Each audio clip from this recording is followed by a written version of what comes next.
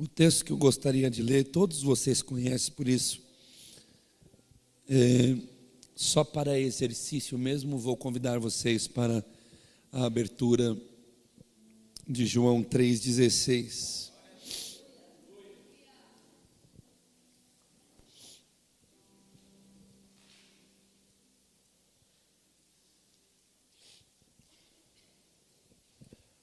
João, capítulo de número 3, verso de número 16.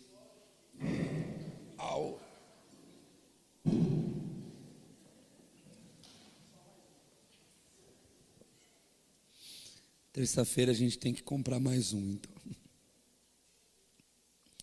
É porque a base dele está muito fechadinha. Tem que abrir mais. Aí ele dá mais sustentação. João, capítulo de número 3, verso 16. Nosso irmão em Cristo, Billy Graham, disse que esse verso é a mini Bíblia. Foi assim que ele entendeu João 3,16. E isso me faz muito bem, porque João 3,16 é um texto que, se nós não tivermos tempo de falar muito de Jesus para alguém, basta recitar João 3,16, que contém em suas poucas palavras toda a estrutura daquilo que Deus fez por amor de nós. Alguns textos eu vou ler hoje durante a mensagem. Vou tentar falar menos palavras de consciência, de entendimento, e ler um pouco mais a Bíblia, para que a Bíblia possa dar um entendimento também. Mas gostaria de começar com João 3,16, quando o próprio Senhor Jesus vai então dizer que Deus amou o mundo, e o mundo aqui não é a terra, porque mundo, a palavra mundo na Bíblia pode se referir a 3 significados: mundo de terra, planeta Terra; mundo de estrutura mundana, moral. Em alguns momentos você vai ver o Senhor falando, as práticas mundanas, não é prática do mundo, como qualquer um, ele está dizendo que são práticas pecadoras, mundanas. E vai falar mundo de pessoas. Deus amou o mundo. Neste caso, não é a prática moral e não é o planeta Terra, é as pessoas, ok? Então ele disse, porque Deus amou o mundo de maneira tal, ou de tal maneira, que deu o seu Filho unigênito, para que todo aquele que nele crê não pereça, mas tenha a vida eterna. Amém? Aleluia. Eu fiquei muito feliz de ver a igreja vir cooperar, vir ouvir a palavra de Deus, porque tal como todos os outros dias, eu creio carregar comigo neste momento uma mensagem um tanto quanto importante para a sua história, como para a minha história, para a nossa vida. Uma vez eu vi um pregador falar uma mensagem, e eu guardei tudo isso que vou falar a vocês desde o dia em que eu ouvi. Se você abrir a Bíblia Sagrada e começar a ler ela, de Gênesis a Apocalipse, você vai descobrir que Deus, Ele, em todos os aspectos de ação, de todas as formas como Deus agiu, Velho Testamento, com todas aquelas guerras e todas aquelas informações de terras, de conflitos, de conchavos, de relacionamento espiritual, econômico, social, enfim. E no Novo Testamento, agora muito mais espiritual, falando muito mais da espiritualidade às claras, não precisa se haver uma interpretação, porque Jesus veio revelando claramente que ele não veio para falar dos conchavos políticos e econômicos. Essa não seria a ilustração dele. Ele fala por parábolas, mas fala claramente a respeito da espiritualidade, fala claramente a respeito do mundo espiritual, do reino celestial. Ele trata claramente com as coisas espirituais. E se de Gênesis a Apocalipse você tentar olhar com carinho e pedir ao Espírito Santo que ele te mostre as formas em que Deus há de se manifestar, você pode ter certeza de uma coisa: você vai encontrar vários feitos, você vai encontrar várias histórias, mas você só vai encontrar duas formas de manifestações de Deus, só duas. Algumas formas vão se enquadrar em uma delas, outras formas de Deus trabalhar vão se enquadrar na outra, mas no contexto geral, Deus se manifesta ou se manifestará apenas de duas formas. Eu quero falar da primeira. A primeira, na verdade, nós estamos num momento da história um tanto quanto privilegiado. Por quê? Porque aonde nós estamos na história, você sabe que você está na história, né, irmãos? Eu não preciso convidar o Léo para vir aqui dar aula de história, para falar para você que você está passando por essa terra, peregrinando, e que você está em algum lugar. A história da humanidade está acontecendo, a peregrinação da humanidade está acontecendo desde que Deus deu fôlego de vida a Adão. É nisso que o cristianismo crê. Desde então ele está acontecendo, e cada um esteve diante de um momento da história. E qual é o nosso momento? Você já se perguntou? O nosso momento é um momento da primeira forma de manifestação que eu vou falar. Eu já vou dar o nome dela. Deus se manifesta em amor. Você deveria glorificar a Deus por isso. Você deveria glorificar a Deus mesmo por isso. E talvez o glória a Deus que você não deu, quando aqui agora acabei de dizer que Deus se manifesta em amor, quando eu falar a segunda, aí você vai dar glória a Deus pelo amor. Mas por enquanto vamos seguir. Deus se manifesta em amor. E onde nós estamos na história? Nós estamos na manifestação do amor. Nós estamos, se nós pudéssemos ser vistos como chama? Linha do tempo da história, estaria sobre nós. Em que época nós estamos vivendo? Na manifestação do amor. E como é que Deus se manifestou no amor? Sendo que li, não é? Foi o texto que eu li. Como Deus se manifestou em amor. Como o Senhor disse para a humanidade que Ele a amava. Ele disse de várias formas. Se você ler a história dele com Abraão, você vai dizer: Deus estava falando através de Abraão o quanto Deus amou. Se você ver a história de Moisés, Deus falou através de Moisés para o povo dele que estava em Israel, estava no Egito, que Deus amava. E como Deus simbolizou isso? Colocou uma coluna de fogo em cima durante a noite, uma coluna de nuvem durante o dia, e aqueceu enquanto estava frio, e deu sombra enquanto estava calor, e falou através da boca do seu servo o quanto Deus queria que eles se sentissem povo seu. É o amor. Mas teve uma das manifestações, e me parece que na simplicidade nós vamos interpretar assim, que Deus olhou para a humanidade e disse assim: agora eu vou cravar, e não vou mais precisar falar nesse assunto, porque depois disso, depois desse acontecimento, depois dessa situação, eu quero garantir que amei, e não se precisa mais fazer perguntas, não vai precisar mais dizer: mas como foi com os antigos? Olha, também vai ser com você, você vai ver, Deus vai te amar como amou o povo que estava ali. Não vai precisar mais disso. Por quê? Porque eu vou fazer algo, eu vou colocar algo na história que vai ser único, e que não vai precisar mais se entrar no templo para imolar, para sacrificar. Por quê? Porque eu mesmo vou sacrificar o Cordeiro Santo. E não vai precisar de outro cordeiro, porque não tem outro cordeiro capaz de substituir a sua santidade e a sua pureza. E de uma vez por todas, vou gritar para a humanidade: eu amo vocês. Foi isso que Deus fez, segundo João. Jesus está dizendo para Nicodemos em uma conversa, e agora diz ao mundo: Deus fez isso.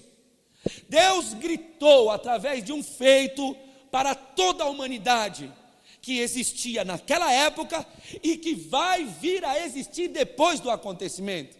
Nós estamos agora vivendo e estamos ouvindo. Se este mundo não acabar e nós passarmos deste mundo, o que está acontecendo, e talvez você não esteja percebendo, mas se nós passarmos, segundo a Bíblia, a palavra de Deus não passa.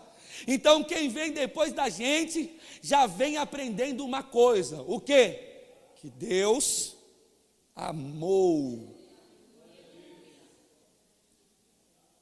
As pessoas que estão vindo atrás de nós, os adolescentes, as crianças, a juventude, eles já estão aprendendo isso. E esse ciclo não acaba, e só há de acabar quando tudo isso acabar. Neste feito, Deus revelou o seu amor. Neste feito, Deus revelou de uma forma maravilhosa como Ele amava e ama a humanidade. Neste feito, Ele demonstrou aniquilando-se a si mesmo. Esta é a palavra. Porque tem pessoas que separam esse feito, acham que Jesus é uma pessoa e Deus é outra. Acham que o Espírito Santo é uma pessoa e Deus é outra e Jesus é outra. Não. Colossenses, Paulo, cheio de consciência, disse isso aos Colossenses: olha, Deus reconciliou consigo mesmo o mundo na pessoa bendita de Jesus Cristo. Ou seja, Deus se matou em Jesus para dizer à humanidade, a todos quantos ouvissem a sua palavra, que Ele os ama. A pastora não teve muito tempo para ministrar aquilo que ela queria, porque eu sem querer talvez tenha pressionado ela ali, não sei se fiz isso, mas eu disse ali: já acabou? E ela disse não. Aí apagou as luzes, eu fiquei depois arrependido, porque eu sei que ela queria falar sobre o vídeo que ela colocou para nós assistirmos. E talvez eu possa me redimir com ela aqui, dizendo que o que ela queria dizer é que essa mulher deu um clipe para a filhinha dela. E a menininha pegou o clipe e disse: nossa, era esse que eu queria. Um clipe. Eu fico pensando, se eu te der um clipe, ou se você me der um clipe: pastor, trouxe um presente para você. Eu já vou logo pensando, uma gravatona, Dolce & Gabbana e tal, ou um Eternity e tal. Isso não é uma indireta, tá, irmão? Só uma camisa, né? Eu fico pensando, se você vir, pastor, tem um presente para te dar. Aí você me dá uma caixinha toda bonitinha, com um laço, eu pego e abro e tem um clipe. Eu não sei o que eu faria com você. Mas o que a pastora quis com esse vídeo é mostrar que aquela mãe quis com o vídeo é mostrar a inocência de uma criança que olhou o clipe e disse: o que você vai fazer com o clipe? Ela disse: eu vou brincar. Porque criança é assim, né, irmão? Criança não quer saber a roupa. Você pode pegar o bebezinho da Débora, o Henriquinho ainda, né, umas criancinhas aqui da igreja, veste ele com roupa tudo rasgada e traz ele para a igreja e solta ele aí. Ele vai andar aí, está nem aí. Nós é que ficamos com um problema que a gente fala: onde você vai com essa roupa, menino? Os irmãos da igreja vão falar que você não tem mãe. Ele não está nem aí com nada, né? Eu estou vendo agora com o Luca, que está começando a brigar com a mãe dele, porque eu saio fora dessas tretas. Mas o Luca está começando: eu não quero mais ir com esse tênis, eu não quero mais com isso aqui, eu não quero mais. Eu falo: ó, Lucão, se você me tirar do sério, tapa a avó na orelha, cai fora, mano. Veste logo aí essa porcaria e põe no pé e vamos sair, mano. Mas criança não vê isso. Foi isso que a pastora quis dizer. Foi isso que ela quis falar. E é isso que o Senhor gostaria da gente, que nós pudéssemos dar valor a coisa simples. E a gente tem visto um povo que olha e vê Deus dizer eu te amo, mas aí o eu te amo é um clipes, que só tem sentido para quem é como criança, que não tem sentido para a gente adulta, que acha que sabe pra caramba, que acha que conhece Deus. Não, eu não quero clipes de Deus. E aí é tão difícil entender isso, que as pessoas estão transformando a mensagem mais maravilhosa que um homem poderia receber em sua vida. Ó, Deus te ama. Tem pessoas que dizem, mas e aí, que mais? O culto hoje não tem mais nada? Não vai ter profecia? Que maior profecia você quer do que essa? Essa é a profecia mais maravilhosa que alguém pode receber, que Deus te ama, e está escrito. Ninguém precisa dizer algumas meia dúzia de palavras que ninguém entende nada, e diz para o irmão que ninguém conhece o irmão, olha, hoje tem caneta. Não, hoje não tem caneta, hoje não tem, graças a Deus que não tem. Hoje tem um amor de Deus. Tem o amor de Deus, que é a maior profecia, mas é um clipe, entende? Na nossa história, para nós é um clipe. E a gente vê que esse negócio, que não é um clipe, mas parece para todo mundo, parece ser tão simples falar Deus te ama. Você sabe que eu estava estudando sobre isso e comecei a me lembrar de uma coisa. Você sabe que essa frase, Jesus te ama, foi para os antigos cristãos do Brasil uma palavra de evangelismo. Para falar para uma outra pessoa, Jesus te ama, tinha que se pular uma muralha grande demais. Você falar antigamente para uma pessoa, Jesus te ama, era a coisa mais satisfatória que um cristão poderia dizer. Eu me lembro que eu cheguei na igreja há 20 anos atrás e eu ainda peguei um restinho disso, porque eu ia nos presídios, e aí o pastor Augustinho falava, quando você não tiver uma mensagem para pregar dentro de um raio, sabe o que você fala? Por favor, me deem atenção, Jesus ama vocês. Essa palavra é capaz de transformar o ser humano, essa palavra é capaz de fazer o ser humano ver coisas que ele nunca viu na vida dele. Eu ouvi isso pra caramba. E sabe como eu ouvi? Em bilhetes que minha mãe deixava no micro-ondas. Eu já contei para vocês. Ela escrevia, porque Deus amou o mundo de tal maneira que deu o seu único filho, para todo aquele que nele crê não pereça, mas tenha vida eterna. E ela põe embaixo, filho, Jesus te ama. Deus se revelou assim, através da pessoa de Jesus. E o espetáculo do amor de Deus, eu me lembrei da Amazônia porque, não a última viagem, talvez nem a penúltima, mas a antepenúltima, a que o Kleber estava, chegou um momento da viagem que nós estávamos no meio da aldeia, escuro, à noite, nós estávamos dentro da igreja, cantando louvores e fazendo culto com eles assim, e aí veio uma frase na minha boca, o espetáculo do amor. Sabe, o espetáculo do amor de Deus foi revelado e ele se fez conhecido a todo ser humano. Não existe, eu garanto que não existe ninguém que aqui está que não viu o espetáculo do amor de Jesus. Você pode ter olhado e falado, isso aqui é simples demais, eu preciso de mais.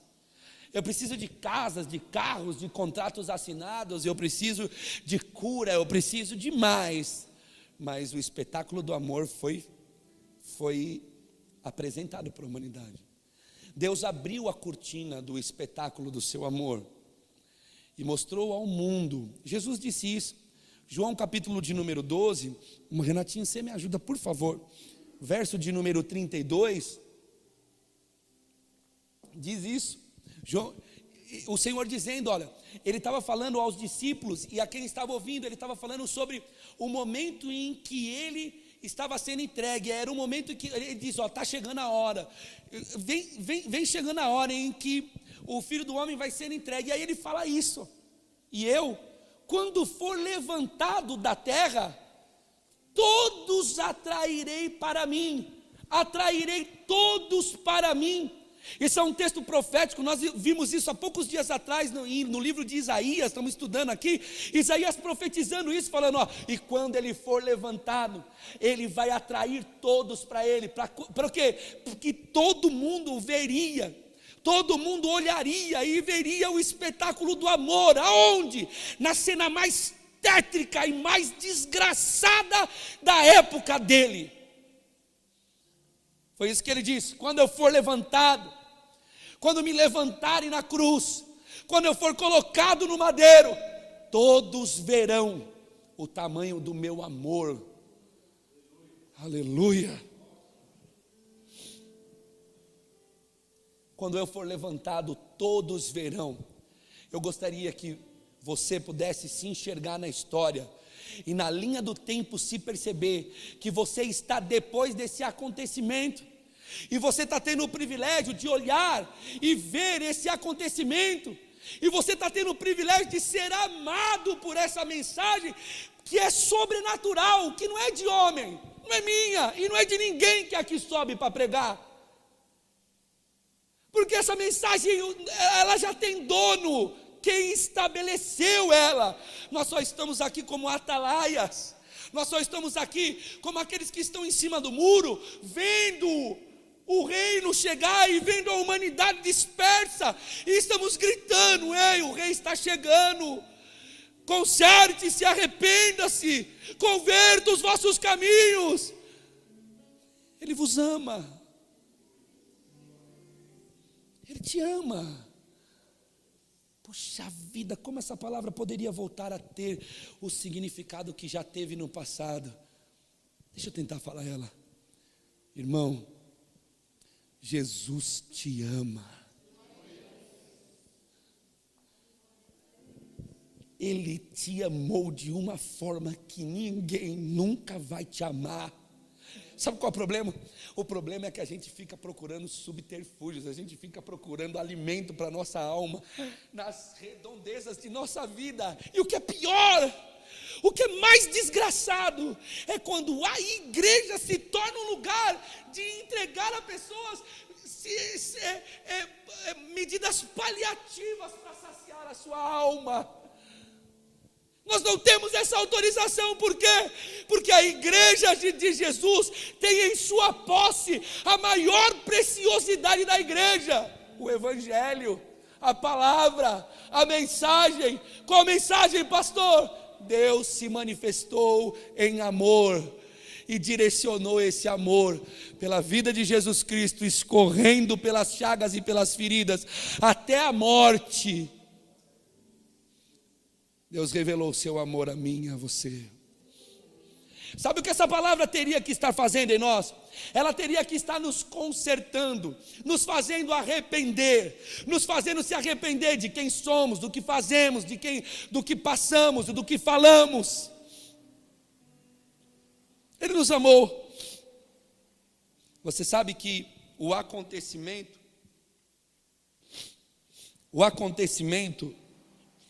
está relatado nos 4 evangelhos: Mateus, Marcos, Lucas e João. O acontecimento do espetáculo do amor está relatado nos 4 evangelhos. Se você ler os evangelhos, você vai ver que está relatado lá como foi, como aconteceu, de que forma aconteceu, de que jeito aconteceu, em que situação. Mas é tão maravilhoso o que eu vou dizer a vocês. Tudo está relatado nos 4 evangelhos. Mas o melhor lugar para se conhecer o espetáculo do amor de Deus, de uma forma panorâmica, rápida e conclusiva e cheia de detalhes, é em Isaías capítulo de número 53. Como assim, pastor? O senhor está falando o que aconteceu nos evangelhos, mas olha como é maravilhoso.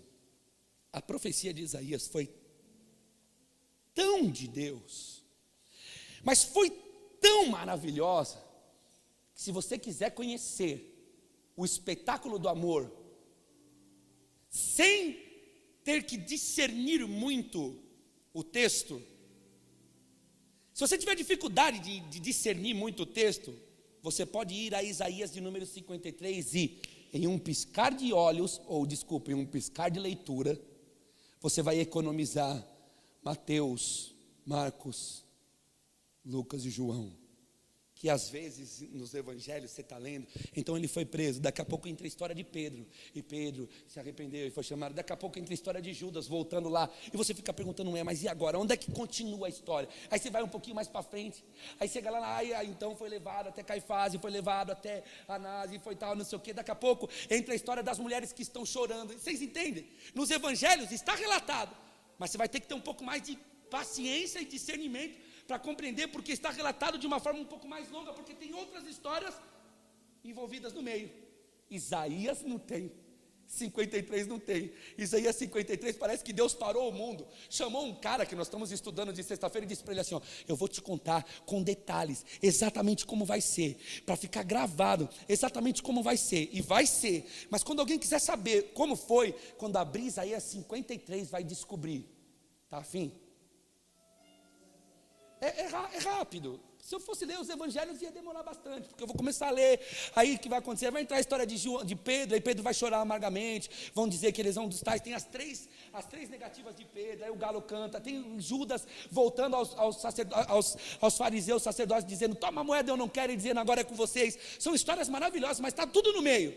Isaías 53 não. Deus parou o mundo e falou, escreve. E se você quer aprender, uma das formas em que Deus se manifestou e continua se manifestando, o amor, você precisa começar, e você precisa ler Isaías de número 53, 1. Isaías de número 53, 1.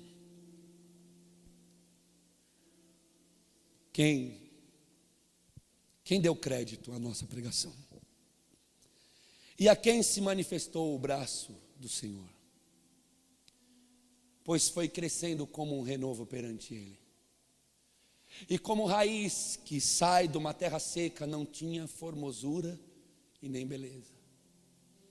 E quando olhávamos para ele, nenhuma beleza víamos para que o desejássemos.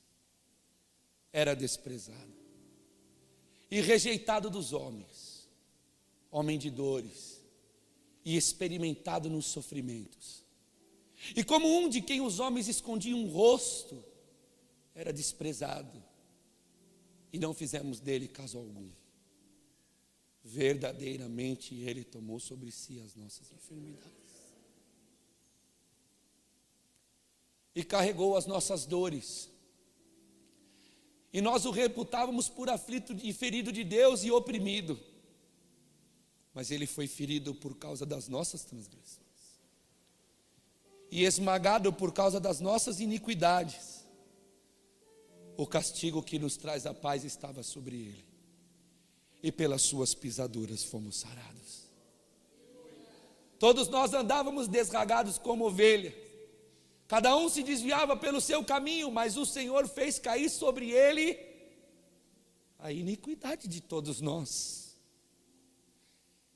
Ele foi oprimido e afligido, mas não abriu a boca, como um cordeiro que é levado ao matador, e como a ovelha que é muda perante os seus tosquiadores, assim ele não abriu a boca.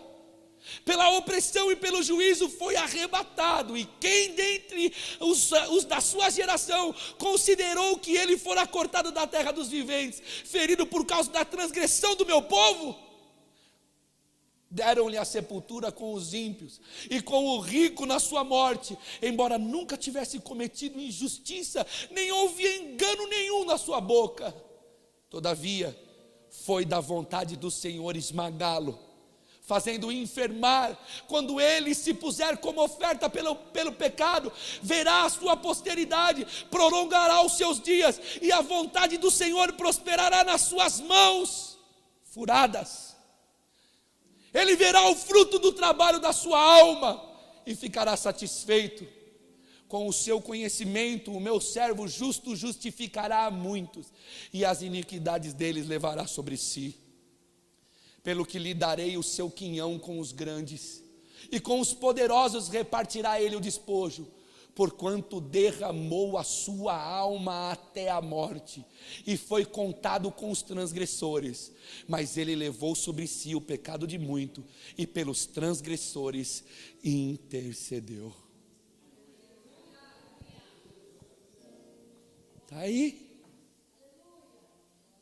Como é que diante dessa leitura é possível que não se fique claro e explícito o amor de Deus? Porque Ele nos amou. E como Ele nos amou? Assim. Ele nos amou, levando sobre Ele as nossas transgressões, e nos dando o privilégio de podermos pedir perdão pelo sangue. Ele levou sobre ele. E isso não é um clipes. Apesar de parecer muito simples e não ter aplicação nenhuma na sua vida, talvez, eu lhe garanto que essa informação mais importante que você já ouviu em toda a sua história, e você não vai ouvir outra. Por isso ele manda que todas as vezes que a gente se ajunte, a gente se lembre dele.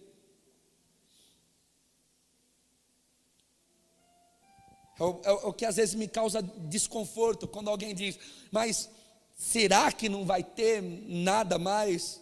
Não, não vai ter. Mas será que não vai ter alguma coisinha a mais? Não, não vai ter. Sabe por quê? Porque isso é o que verdadeiramente importa. Que Deus nos amou.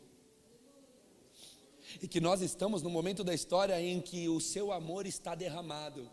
E todos quantos quiserem, fiquem à vontade. Bebam. E bebam de graça. O que é um grande absurdo que tem acontecido nos nossos dias, né, irmão? Pessoas vendendo essa mensagem. Com a explicação de que vivem da obra. Se vivessem mesmo da obra de Deus, jamais venderiam aquilo que não é deles. E aquilo a quem o dono disse, que quem tiver sede que venha e beba de graça da água da vida.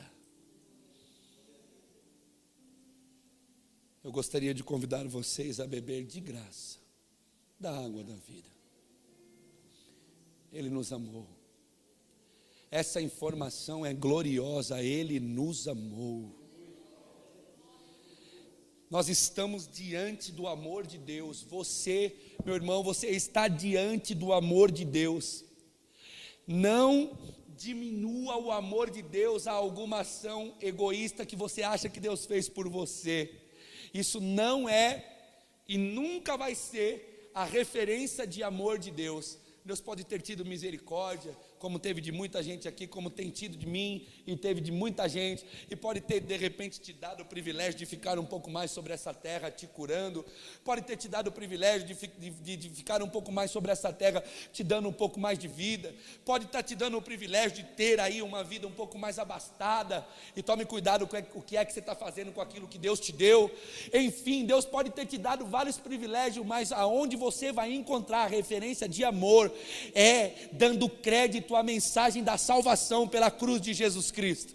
É dando crédito à única mensagem que nós deveríamos nos falar e nos edificar como espadas uns aos outros, todos os cultos, como os anjos que olham uns para os outros e diz, Ele é santo. Aí o outro olha para o outro e diz, Ele é santo. E o outro olha para o outro e diz, é mesmo, é santo mesmo. Nós deveríamos dizer isso, dele vem a salvação, Ele nos amou. E o outro olhar para o outro e diz, escutou o que o irmão Duda falou? Ele nos amou, Ele nos amou, Ele nos amou. E nós estamos exatamente aonde Deus ainda ama. Você só está aqui porque Deus te amou. Porque Deus amou a tua alma, amou a tua vida e misericordiosamente te tocou. O amor de Deus está saltando as muralhas de entendimento. Nós temos ouvido isso e vamos continuar ensinando isso. Pelo amor de Deus, não tente entender a Deus. Tente entender a sua palavra, mas a Deus nunca, porque você nunca vai conseguir. Eu vou acreditar em Deus quando o pastor me provar. Eu não vou te provar nada. Porque a igreja foi caminhando para esse sentido, e não deveria ter ido para esse sentido, ela foi indo para esse sentido do tipo assim, vai lá, você vai ver como Deus está lá, se Deus falar com você.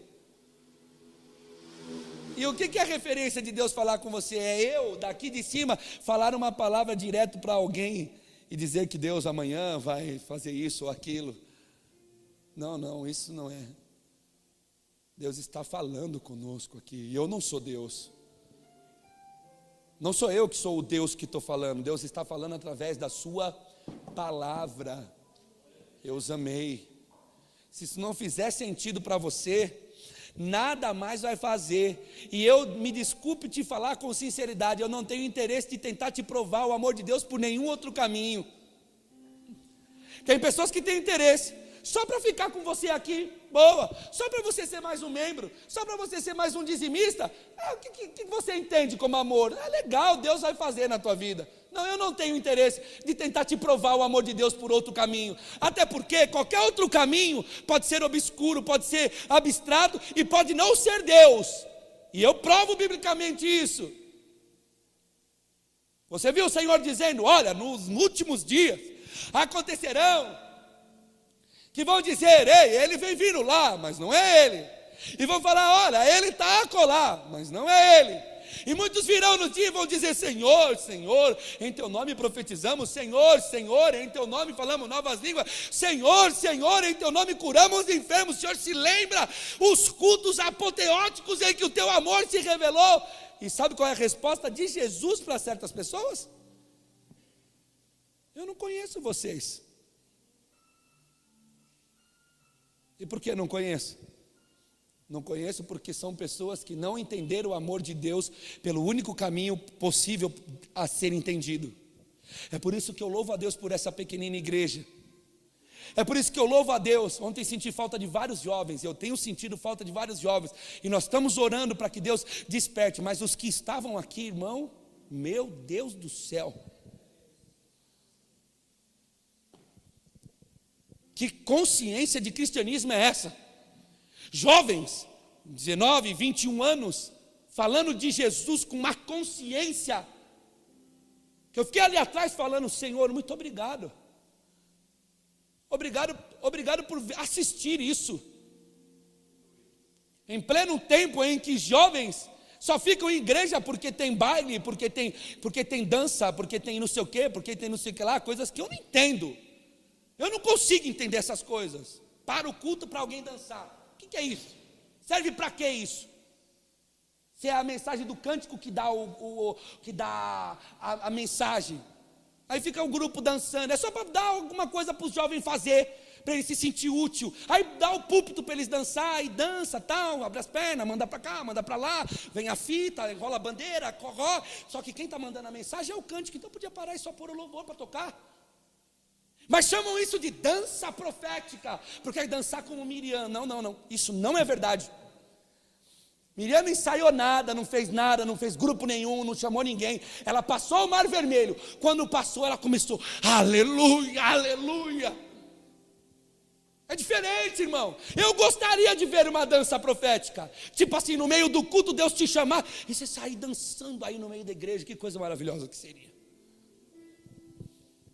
Mas aí dá para jovem, por quê? Para que o jovem se sinta útil, para que ele se sinta bem, para que ele possa, não, isso não é certo. O jovem tem que se sentir bem na igreja, lendo o evangelho de Jesus Cristo, e o coração batendo, como ontem eu vi o coração dos jovens aqui batendo, ministrando louvor. Irmãos, nós somos poucos, mas nós vamos adorar ao Senhor Jesus, porque Ele morreu no Calvário por nós. E eu dali de trás falava, louvado seja Deus, porque é isso que nos importa. Porque tem que fazer meio campo. Não tem meio campo. O meio campo não existe, só existe um campo, qual? O amor de Deus revelado. Se não for por esse caminho, eu lhe garanto, eu não quero te oferecer por nenhum outro caminho o amor de Deus. Até porque, eu volto a dizer, qualquer outro caminho pode ser obscuro, pode ou não ser Deus. Você olha para alguém e diz, alguém foi curado, pode ter sido Deus, como pode ter sido o diabo, ou não?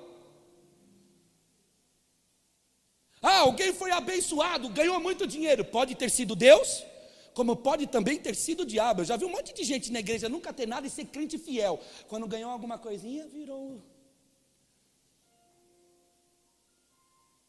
Mas uma coisa eu quero garantir: a cruz de Jesus Cristo essa não pode ter sido o diabo. Essa é a única forma que diferencia a mensagem do Deus único da Bíblia. Sabia disso? Tem histórias bíblicas que te comprovam isso, irmão. Pelo amor de Deus, abra a sua mente. Abra o teu coração. Olha Moisés com um cajado, jogando o cajado no chão e virando cobra. Sabe quem Faraó chama? Os magos, os feiticeiros. E os feiticeiros fazem o quê? A mesma coisa. Está cheio de feiticeiro fazendo muita coisa que parece ser milagre. Ontem eu estava de madrugada com o Luca. Acabou a pilha do videogame, fizemos noite do videogame ontem. Acabou a pilha do videogame, eu televisão, e vi um irmão ministrando. Ele estava falando da grande pesca. Que a grande pesca, a grande pesca, a grande pesca, a grande pesca, a grande pesca. Você vai pescar, vai pescar. Eu fiquei esperando a mensagem terminar assim. Então, quando você pescar tudo, vai chegar na beira do rio, vai deixar tudo e vai seguir a Jesus. Porque a história bíblica fala de grande pesca. Mas uma grande pesca que quando depois que ele põe o barco na beira da água, aí ele olha para a grande pesca e para Jesus indo embora. Ele faz o quê?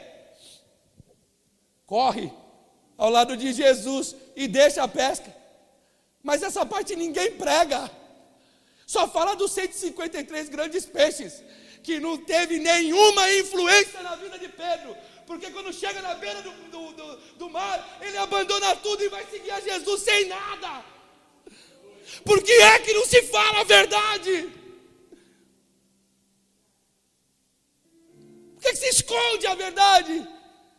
Que Cristo é mais valioso do que 153 grandes peixes. Cristo! Ah, mas e aí, pastor, então eu vou passar necessidade? Não, não vai. Não tende visto os lírios dos campos? E não conhece as árvores, as aves que não tecem, nem fiam e nem ajuntam celeiros? Vale mais a tua roupa do que teu corpo?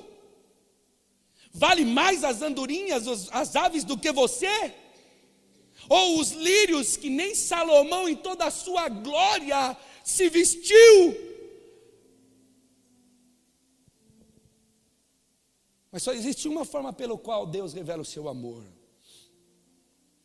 no sacrifício do seu Filho Jesus. Que nós deveríamos agora, por um instante, fechar os nossos olhos e dizer: louvado seja o teu nome, Jesus. Louvado seja o teu nome. Que maravilha. Que maravilha poder ver pessoas debruçadas diante de Deus, porque Cristo morreu e ao terceiro dia ressuscitou. Irmão, nós poderíamos ficar aqui falando desse amor para o resto de nossa vida. Aliás, nós vamos fazer isso. Quarta-feira tem mais. Nós vamos nos ajuntar aqui e quem quiser vir, sabe do que nós vamos falar? Do amor de Deus. Sexta-feira vai ter também estudo bíblico. Sabe o que nós vamos falar? Do amor de Deus. Aí domingo a gente volta aqui, domingo que vem. E sabe o que nós vamos falar? Do amor de Deus, Nenê. O mesmo amor, Nenê, que te convenceu que você não precisava ter raiva de Deus, porque Deus tinha levado sua mãe. Você tinha que ter amor por Ele, porque além de Ele ter levado sua mãe, Ele também morreu no Calvário lá, para te salvar e te dar uma família aí maravilhosa. É isso aí. Nós não precisamos odiar a Deus, porque Deus não nos deu o carro que nós tanto desejamos, ou que Deus não nos deu a saúde que a gente tanto acha. Não, não faça isso. Nós devemos amar a Deus, porque Ele nos amou primeiro, e Ele nos amou debaixo de muita dor. Ele nos mostrou o seu amor através de sua dor, de seu sacrifício. Aleluia.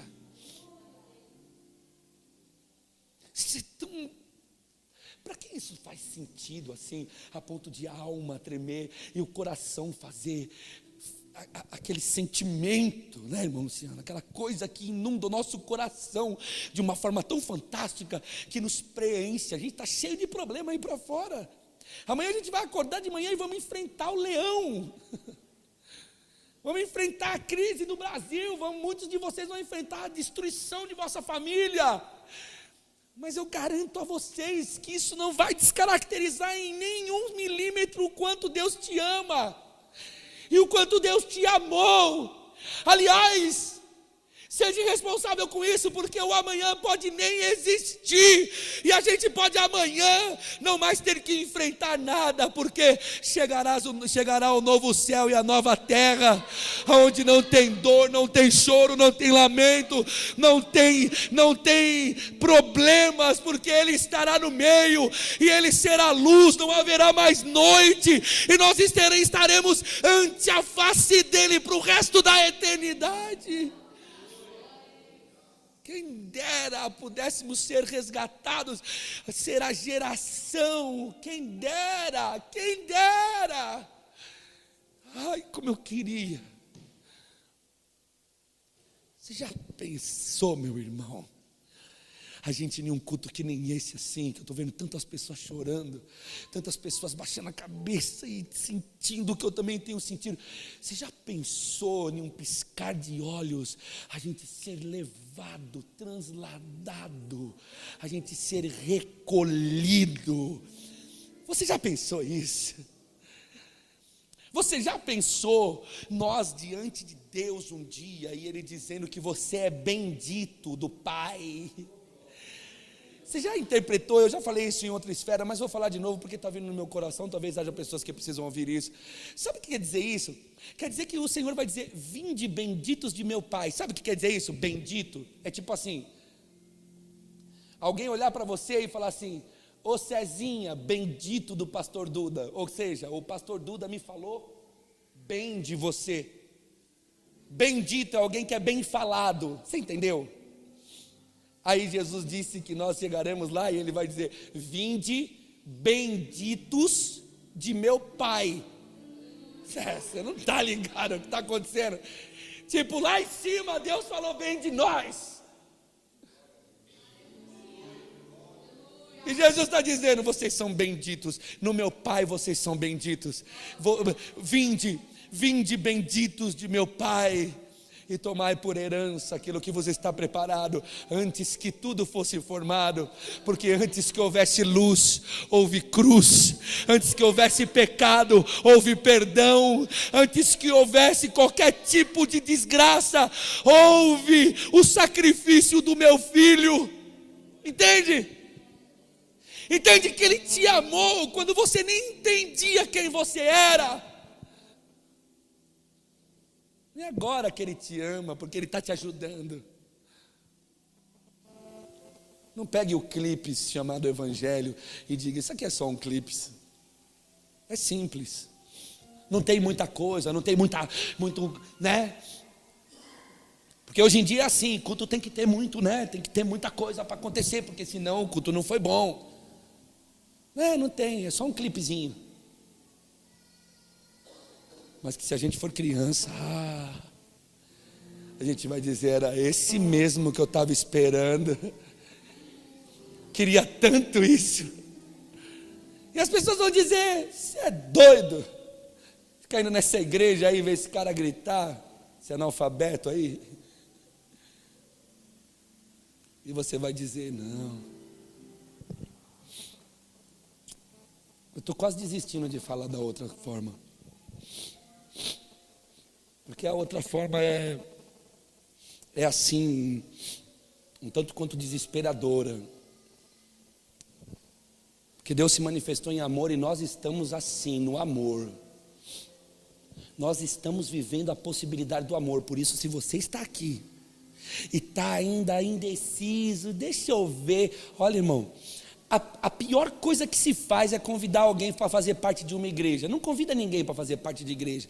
Eu garanto a vocês que não tem ninguém aqui, ninguém,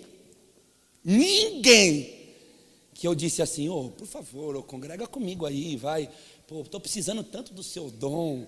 Estou precisando aí de um cara para tocar, por favor. O Valdir está casado agora, um homem, né?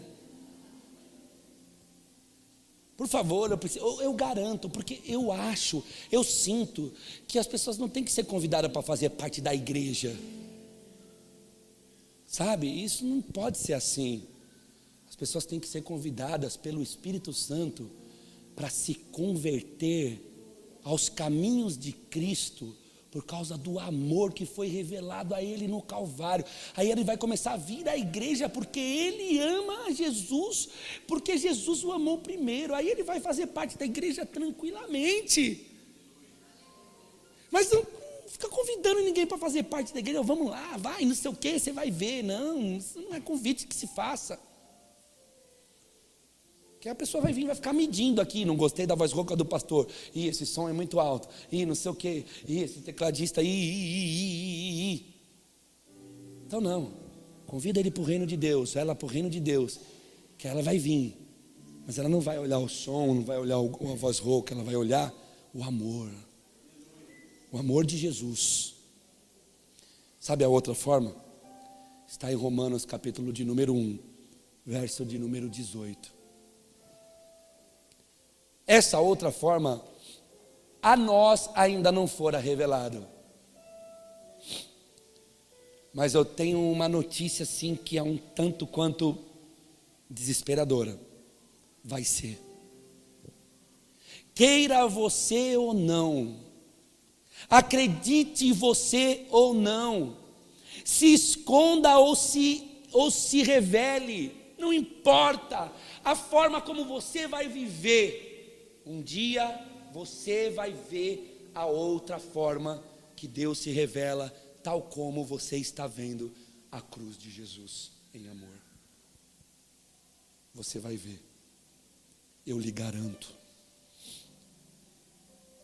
Você um dia vai ver a ira de Deus. E tomare que essa ira não esteja sendo direcionada a você e nem a mim. Sabia? Porque essas são as duas formas que Deus se revela em toda a história da humanidade, na sua palavra. Em tempos Deus amou o seu povo. Em tempos Deus se enraiveceu de um jeito tão violento. Nós estamos estudando Isaías, vem aí segunda-feira. Sexta. Você vai ver o que Isaías fala para as nações. Escuta aqui. A tua coroa é de soberba. Eu vou arrancar tuas pernas fora. E vou te lançar ao chão. Para que você saiba que comigo você nunca mais na sua história há de olhar para mim com o nariz empinado. A ira. Essa é a segunda forma que Deus se manifesta, mas para nós não se manifestou ainda. Mas ela vai se manifestar. A ira de Deus, olha o que diz o texto. Pois do céu, só para ter uma noçãozinha, tá? Quem está falando aqui é o apóstolo São Paulo, o apóstolo que entendeu da melhor forma que um ser humano poderia entender um negócio chamado graça. É isso, é ele. Deus está usando ele para falar isso aqui. Pois do céu é revelada a ira de Deus contra toda a impiedade e injustiça dos homens que detêm a verdade em injustiça, ou seja, que acham que estão fazendo coisas certas nas injustiças, que tem em si a injustiça. Aí diz, a injustiça é verdade. Hoje nós estávamos falando sobre uma pessoa, eu vim com o Rael e a Dani, e nós estávamos falando sobre um jovem que já esteve no nosso meio, agora está no mundão, agora no mundo da questão moral, está moralmente no mundão. E a Dani falou, o Rael falou que encontrou, tal, aí nós estávamos lá conversando, e eles disseram assim, e aí, por que você não está indo na igreja? Eu disse, meu, estou desempregado. E aí, estou desempregado, voltei para o corre. Você entendeu o que é tomar injustiça por verdade? É achar que porque está desempregado, pode voltar para o crime. Você entende? É como o marido que não consegue ter o tanto de relação que ele acha que ele tem necessidade fisicamente de ter com a mulher, e ele acha que pode ter outra mulher. É como a mulher que acha que pode se desfazer de seu marido, porque simplesmente o seu marido está num momento tratando ela mal. Aí fica indo para o gabinete do pastor dizendo: pastor, peraí, isso aqui não é uma traição? Ele disse que ia me amar, me respeitar, e ele não está me amando, ele está me traindo, por isso eu vou sair. Você entende? É ter injustiça por verdade. Sabe o que vai se derramar sobre pessoas que agem assim? Sabe o que vai vir um dia sobre pessoas que acham que tem álibi para ser impiedoso? Que tem álibi para viver na sua injustiça, porque é assim que muitos de nós vivemos, não é? Eu encontrei um amigo em São Paulo, ele disse para mim, falei: cara, e aí, como é que você está? Está tudo bem? Não sei o quê, pô, Duda, não sei o quê, pô. Rapaz, quanta história, hein, Duda? Você tem história para contar? E você está congregando? Ele: não consigo ficar dentro da igreja, eu odeio a igreja. Mas e aí, onde é que você está? Estou cantando sertanejo. Entende? Eu não consigo ficar dentro da igreja, porque dentro da igreja tem um monte de gente corrupta, mas eu não estou em casa orando, eu estou no sertanejo cantando. O que é isso? É o que o Paulo está falando. Pessoas que detêm verdades na injustiça, que tornam coisas ruins em coisas boas por álibis interiores. É o que muita gente está fazendo. E dentro da igreja, eu posso fazer. Por quê? Porque eu acho que posso. Vamos lá, olha o texto. Porquanto o que de Deus se pode conhecer, nele se manifesta, porque Deus lhe o manifestou.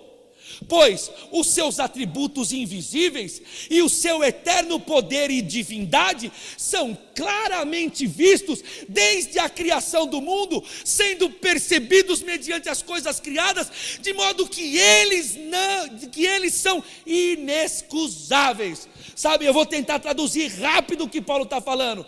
Eles tomam a injustiça por verdade e tomam isso por álibi e diz: mas onde está Deus? Deus está aqui, revelado na tua cara, na tua fuça.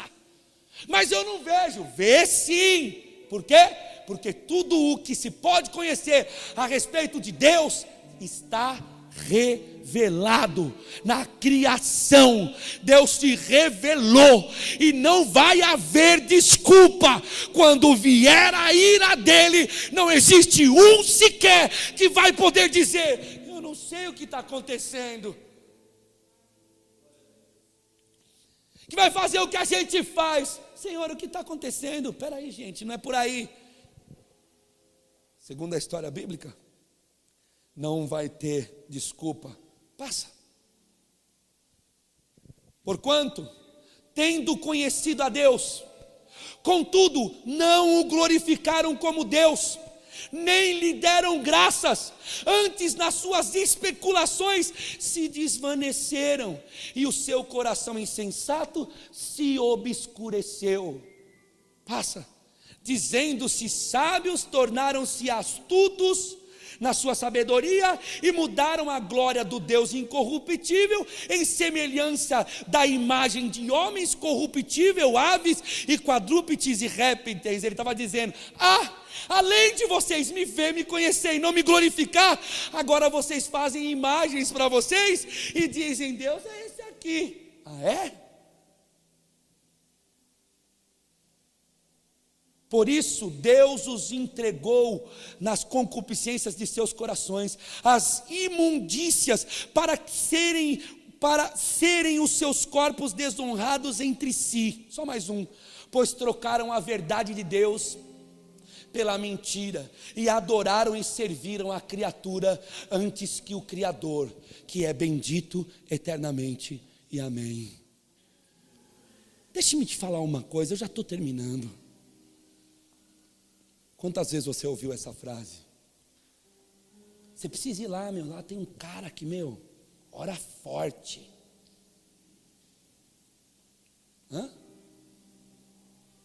O que você está vendo no Brasil? Pessoas irem à igreja porque tem gente que faz o quê? Milagre? O que você está vendo no Brasil? O povo disputando lugares mais perto para pegar toalha que se enxuga o rosto e se limpa o nariz. Sabe o que Deus falou? Vocês me conheceram e não me glorificaram? E estão glorificando a criação. Vocês estão glorificando a criação. Pior do que isso, quantas pessoas têm a revelação do amor de Deus na cruz de Jesus e simplesmente ficam glorificando aquilo que tem, aquilo que é, aquilo que faz, aquilo que ganhou. Você não percebe, mas você está adorando ao dinheiro. Você está adorando à criação, a tudo que foi criado. O que está acontecendo? Vocês viram aí os adolescentes, o que aconteceu aí no país? Justin Bieber veio aqui. Eu acho um absurdo isso. Eu olho para a igreja e falo, meu Deus do céu, isso é um absurdo. Irmão, teve gente que acampou 3 meses. Você sabe o que é isso? 3 meses, mano. Você já imaginou você fazer uma cabana na porta de um estádio 3 meses, Ju? Para assistir o show de um cara, de um menino? Aí eu te pergunto, isso é o quê?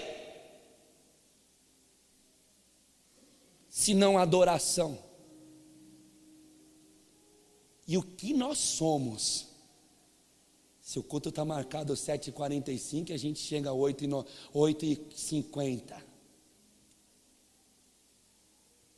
Essa é a pergunta que eu faço. Porque teve gente que acampou 3 meses para assistir. E sabe o que é mais triste? Mais triste é ver pessoas que ouvem o evangelho de Jesus fazer uma coisa dessa. Não vai ter desculpa. E não sou eu que estou falando. Não vai adiantar. Não vai adiantar gritar, não vai adiantar espernear, não vai adiantar. Se preparem. Não vai adiantar. Não há ninguém que possa nos livrar do grande dia que estamos tanto aprendendo aqui, naquele dia, no grande e terrível dia com D maiúsculo. Ninguém vai escapar. Não há de ninguém escapar. No grande dia, todos estarão ante a face dele, e todos verão o cálice da sua ira transbordar. Não vai escapar ninguém, nenhum de nós. Não vamos ser inexcusáveis. Nós não vamos poder dizer a ele, eu não sabia. Ele vai olhar para muitos e vai dizer, você me conheceu e adorou os homens, me conheceu e adorou o dinheiro, me conheceu e adorou a matéria, me conheceu e adorou as imagens. É isso que Romanos está dizendo. Olha Mateus capítulo de número 3, verso de número 12, olha que coisa, olha o que ele diz. A sua pá ele tem na mão, e limpará bem a sua eira, recolherá o seu trigo ao celeiro, mas queimará a palha no fogo inextinguível. Olha o que ele diz no mesmo Mateus capítulo de número 7, verso de número 17, 18 e 19. Olha lá, assim toda árvore boa produz bons frutos, porém a árvore má produz maus frutos. Uma árvore boa não pode dar maus frutos, e nenhuma árvore má pode dar bons frutos. Toda árvore que não produz bom fruto é cortada e lançada no fogo. Você pode procurar qualquer mensagem na face da terra, não existe entendimento capaz de distorcer a verdade que a palavra de Deus está a falar. Se você der maus frutos, se você viver uma vida de maus frutos, se deliberadamente você escolher não adorar a Deus por Jesus Cristo no Calvário, um dia a ira virá e você vai ter que responder. Todos nós teremos que dar conta. Olha o que diz no mesmo Mateus, capítulo de número 13, verso de número 36, quando ele está explicando a parábola do joio e do trigo. Vamos à explicação. Então Jesus, deixando as multidões, entrou em casa, e chegaram-se a ele os seus discípulos, dizendo: explica-nos a parábola do joio do campo. Agora ele vai explicar. E ele respondeu e disse: o que semeia a boa semente é o Filho do homem. O campo é o mundo, a boa semente são os filhos do reino, o joio são os filhos do maligno. O inimigo que o semeou é o diabo, a ceifa é o fim do mundo, e os ceifeiros são os anjos. Pois assim como o joio é colhido e queimado no fogo, assim será no fim do mundo. Você entende? Será que você já está glorificando a Deus pelo tempo de amor? Porque o fim ainda não chegou. Tem só mais alguns textos. De 25, mesmo Mateus de 25, 41. Olha lá. Então dirá também aos que estiverem à sua esquerda. Você conhece o texto? O julgamento. O dia em que Deus há de julgar. Viram com fome, viram com sede, não deram de beber. Você conhece? Olha o final dele. Então dirá também aos que estiverem à sua esquerda. E eu creio que é por esse texto que se fala sobre as bruxarias no mundo. Porque é isso que se fala, não é? Quem aqui já teve no espiritismo? O que fala? Você está mexendo com que tipo? Não é, Marcião? Não era assim lá Lá era qual, Márcio? Da direita ou da esquerda? Da esquerda, né? Pau comia, né? Mas é o que se fala nos espiritismo. Você mexe com o espírito só da direita. Por quê? Tentando fazer com que se cumpra. Ah não, esses aqui estão do lado direito. E o outro é do lado esquerdo. E olha o que acontece, quem está do lado esquerdo: apartai-vos de mim. Como é o nome?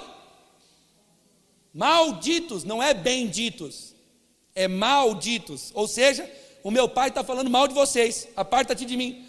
Para aonde? Para o fogo eterno. Os irmãos estão entendendo? Fogo eterno, preparado para o diabo e seus anjos. Então você pode olhar uma coisa e se sentir privilegiado. Você está inserido no amor. Em nome de Jesus, aproveite. Em nome de Jesus, se deleite. Em nome de Jesus, se converta. Em nome de Jesus, se arrependa. Em nome de Jesus, se ame a Deus. Em nome de Jesus, glorifique a Deus. Porque um dia chegará a ira. E quando a ira chegar, não dará mais tempo para você fazer nada. Eu tenho só mais dois textos. Hebreus capítulo de número 10, verso de número 26. Olha esse texto. Porque se voluntariamente continuarmos no pecado, depois de termos recebido o pleno conhecimento da verdade, já não resta mais sacrifício pelo pecado, mas uma expectação terrível de juízo e um ardor de fogo que há de devorar os adversários. Sabe o que o escritor, meu Deus do céu, sabe o que ele está falando? Se a gente deliberadamente permanecer no pecado, depois de ter recebido a palavra da graça, e não pedir a Deus perdão, e não se sujeitar, e não pedir a Deus santificação, e Deus não olhar em nós e não ver desejo de ser perdoado, sabe o que vai restar? Fique com o que é resto. Sabe qual é o resto? Tem a expectativa de um juízo e de um ardor de fogo que há de devorar os adversários de Deus. Isso não é brincadeira. A igreja está brincando, as pessoas estão brincando, os músicos estão construindo cânticos. Eu fui no terreiro de inimigo e Deus, pare com essa palhaçada. Isso aqui não é brincadeira. Tem pessoas que estão aqui que precisam de ajuda, precisam converter os seus caminhos, precisam sair de seus pecados, que Deus já está te ajudando, mas você deliberadamente continua. Que o sangue de Jesus te ajude. E que Deus olhe para a tua vida, mesmo pecando, mas vê que você não está deliberadamente nisso. Você está nisso, mas você não quer. E quem sabe hoje seja o dia que Deus venha te libertar de uma vez por todas desse mal. Porque se Ele não libertar, e se você não sair disso, só o que te resta é esperar um fogo que vai queimar e vai arder pela eternidade. No mesmo Hebreus capítulo de número 12, verso de número 28, olha que coisa. Pelo que, recebendo nós um reino que não pode ser abalado, retenhamos a graça pela qual sirvamos a Deus agradavelmente com reverência e temor, pois o nosso Deus é fogo consumidor. Irmãos, nós estamos expostos à graça. Jovens, vocês estão expostos à graça de Deus. Deus nos ama, você entende, a ira ainda não se revelou, você compreende isso?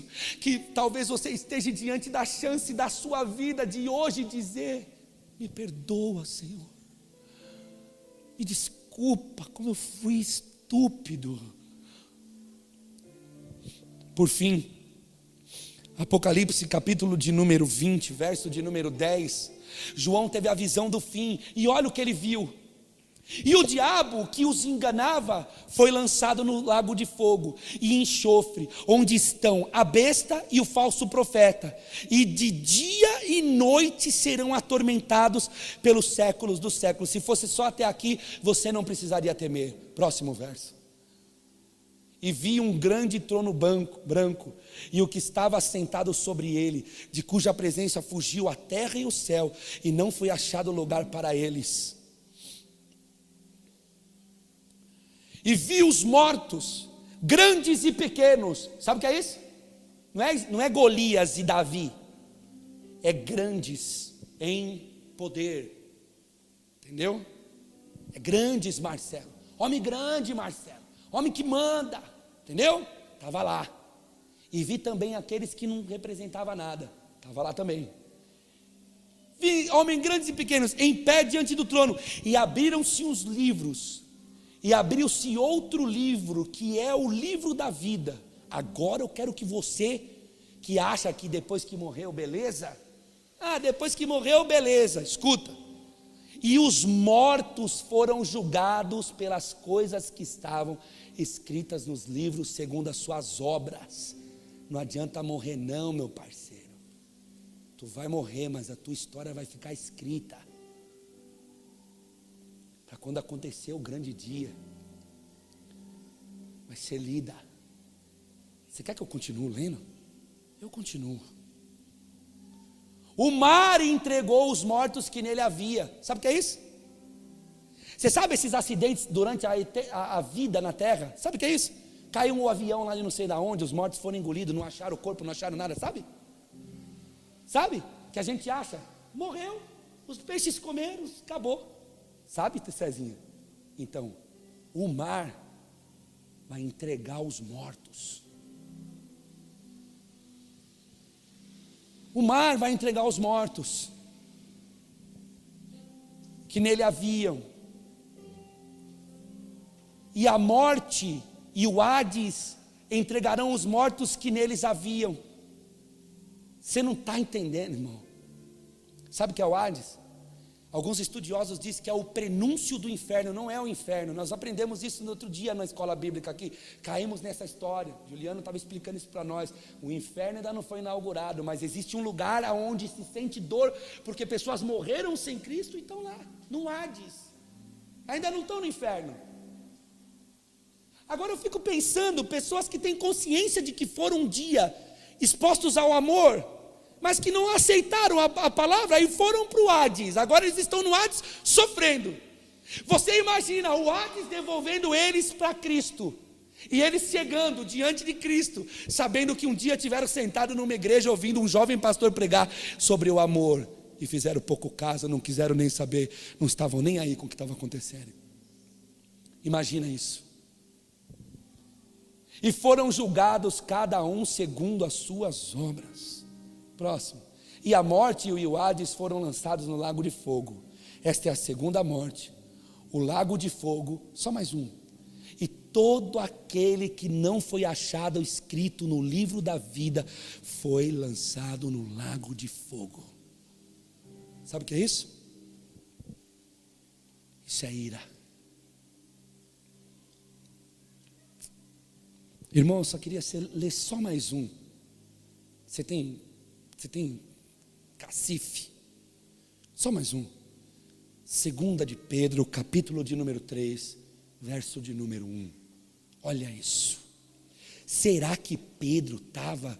Irmãos, vocês estão perdendo o culto de jovens, irmãos. Ontem aqui tivemos uma ministração gloriosa sobre 1 Pedro. Vocês estão perdendo o estudo bíblico, irmãos. Eu estou avisando vocês. O reino de Deus está chegando e vocês estão desavisados. Olha isso aqui. Eu posso ler para nós como se essa carta fosse para nós? Posso ler? Eu sei que já esgotou, senão já passou o tempo, eu sei, desculpa, mas eu precisava pregar a mensagem. Presta atenção. Amados, sabe o que quer dizer isso? Você me dava o direito de começar a mensagem tudo de novo? Olha como Pedro começa chamando a igreja. Vocês são o quê? Amados. Você está entendendo? Vocês estão agora no amor, amados. Todos os que são amados por Cristo. Já é esta a segunda carta que vos escrevo, em ambas as quais desperto com admoestação o vosso ânimo sincero. Estou chamando a atenção de vocês para que vocês entendam a verdade. Olha agora, amados. Para que vos lembreis das palavras que dantes foram ditas pelos santos profetas. O que nós lemos? Para falar sobre a morte? Sobre o amor? Isaías. Pedro está lembrando a gente. Você lembra que nós lemos juntos? E do mandamento do Senhor e Salvador, dado mediante os vossos apóstolos.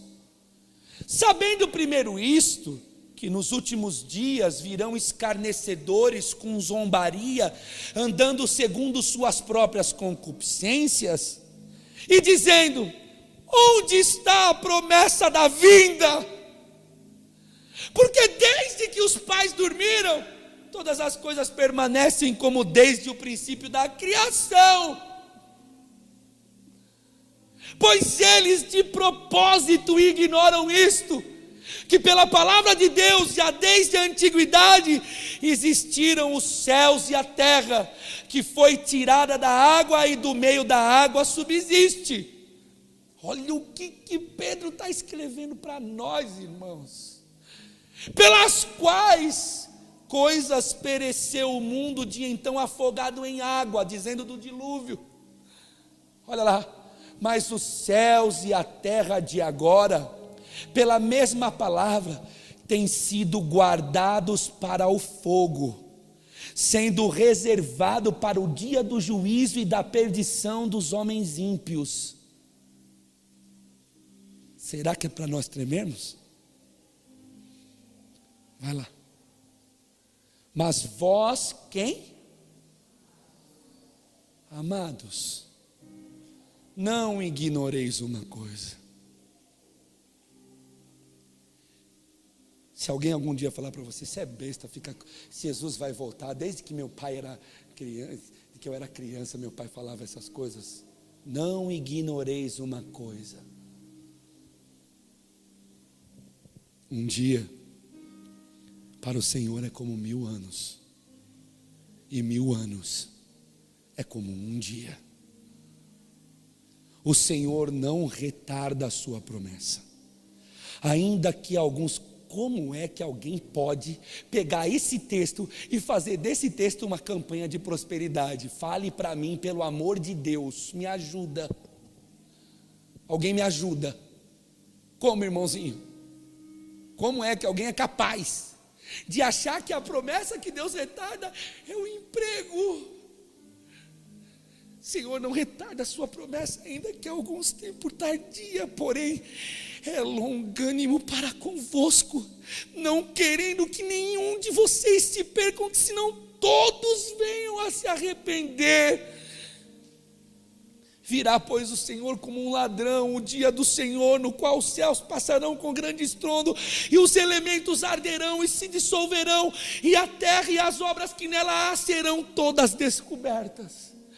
Ora, uma vez que todas essas coisas vão de ser assim dissolvidas, que pessoas não deveis ser em santidade e piedade, aguardando e desejando ardentemente a vinda do dia de Deus, em que os céus e o fogo se dissolverão, e os elementos arderão e se fundirão. Nós, porém, segundo a sua promessa, aguardamos novos céus e nova terra, aleluia, onde habita a justiça de Deus. Se coloque de pé e não vá ao banheiro, feche os seus olhos e diga: Deus, eu aguardo novos céus e nova terra. Eu sou um desses, Senhor, que não quer experimentar a sua ira.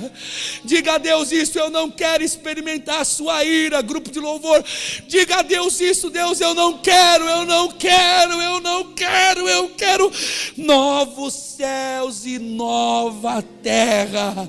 Essa é a promessa que Deus não retarda. Sabe por que ainda não aconteceu? Porque Ele está tendo misericórdia de nós. Aleluia. Eu gostaria de professar um dos pilares da fé que nos faz vir aqui. A gente se ajunta aqui por um motivo, a saber, nós nos ajuntamos aqui para louvar a Deus, porque Jesus Cristo nos amou no Calvário até a morte de cruz. E o espetáculo do amor está na ponta do nosso nariz, e nós não vamos ser indiferentes a ele. Por isso eu quero te convidar a aplaudir o espetáculo do amor de Deus em Jesus Cristo.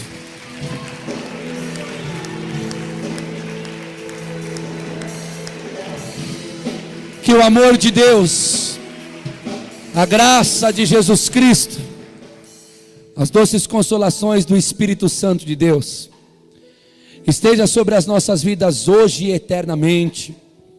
Meu Deus, eu vi um pastor falar e compartilhei um vídeo de um pastor dizendo que pastor de verdade dá pasto para as ovelhas. E eu vou te dizer uma coisa, irmão: você só não come se você não quiser, porque os pastos são verdes e alimentam a alma.